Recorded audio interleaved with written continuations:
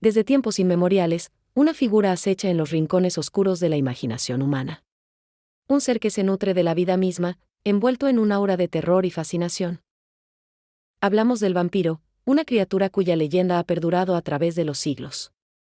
Pero, ¿qué hay detrás del conde elegante y pálido que conocemos hoy?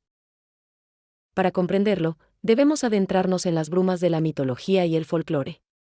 Un viaje académico, sí, pero cargado del misterio que rodea a estos seres de la noche.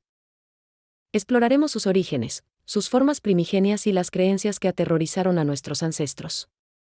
Prepárense para desvelar los secretos de la verdadera sombra ancestral. La idea de seres que se alimentan de la esencia vital de otros no es exclusiva de una cultura. Hallamos ecos de esta creencia en civilizaciones muy antiguas. En Mesopotamia, existían demonios como la Lilitu, que se decía que bebía la sangre de los bebés. En Egipto, se hablaba de Sekhmet, una diosa que se deleitaba con la sangre. La antigua Grecia tenía sus propias figuras. Las lamias y las empusas eran seres femeninos que seducían a los hombres para luego consumir su energía o sangre. Estas figuras no eran vampiros en el sentido moderno, pero sentaron las bases.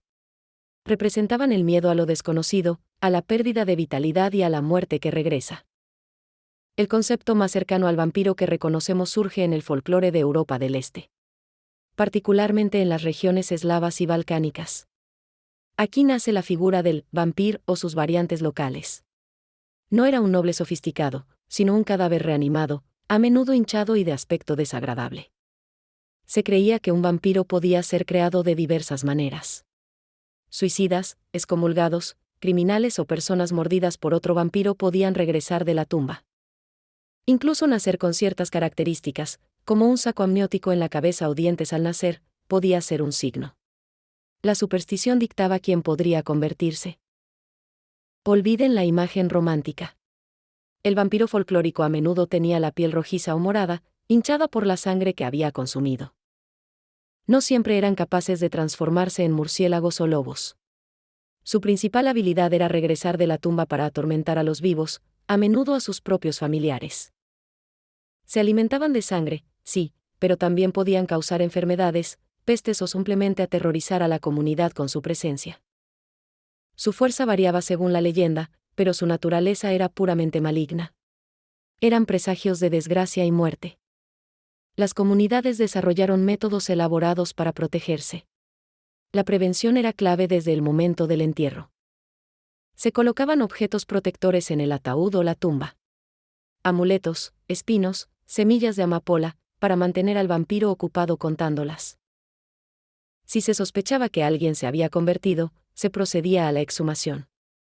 Era un ritual macabro pero necesario para la supervivencia.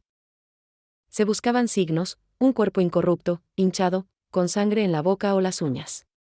Si se confirmaba, se tomaban medidas drásticas. Clavar una estaca en el corazón era el método más común, pero variaba el material, madera de espino, roble. A veces se decapitaba el cuerpo. Quemarlo era otra opción para asegurar su destrucción final. Estos rituales reflejan el profundo terror que inspiraban estas criaturas. El folclore se mantuvo vivo en las tradiciones orales durante siglos.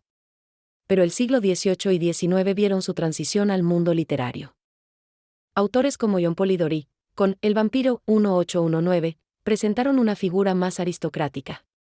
Lord Ruthven fue uno de los primeros vampiros literarios carismáticos. Joseph Sheridan Le Fanu contribuyó con Carmilla 1872. Introdujo la figura de la vampiresa seductora y lesbiana, añadiendo una capa de complejidad psicológica. Estas obras comenzaron a moldear la imagen del vampiro más allá del campesino reanimado. Lo elevaron a un estatus más sofisticado y peligroso. Pero fue Bram Stoker quien, con su novela Drácula 1897, cimentó la imagen moderna del vampiro. El conde Drácula se convirtió en el arquetipo definitivo. Stoker combinó elementos del folclore, la necesidad de sangre, la aversión al ajo y los símbolos sagrados, con la sofisticación literaria. Creó un ser inmortal, capaz de transformarse, con poderes hipnóticos y una residencia gótica. Un villano carismático y aterrador a la vez. Aunque Stoker se inspiró en figuras históricas y folclóricas, su Drácula era una síntesis. Se alejó del vampiro rural y lo convirtió en un depredador cosmopolita. La novela de Stoker tuvo un impacto masivo. Definió las reglas y características que la mayoría de la gente asocia hoy con los vampiros. La aversión a la luz del sol, la falta de reflejo, la necesidad de ser invitado a una casa, muchas de estas ideas se popularizaron gracias a Drácula. Desde Drácula, el vampiro ha seguido evolucionando en la cultura popular. Cine, televisión, cómics y videojuegos han reinterpretado la leyenda. Hemos visto vampiros románticos, vampiros de acción, vampiros adolescentes.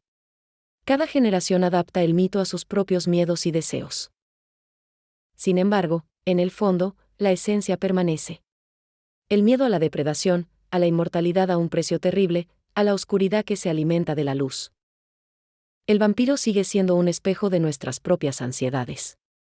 La muerte, la enfermedad, la sexualidad reprimida, el miedo al otro. Desde los demonios antiguos hasta el conde gótico y más allá, el vampiro ha recorrido un largo camino. Su mitología es un tapiz rico y complejo. Es un testimonio del poder de las historias y los miedos compartidos. Una criatura nacida del folclore que se ha convertido en un icono global. Aunque la ciencia ha disipado muchas supersticiones, el misterio del vampiro perdura. Sigue acechando en nuestra imaginación colectiva. Quizás porque, en el fondo, la idea de una sombra que se niega a morir y se alimenta de la vida misma es un terror demasiado primigenio para desaparecer por completo.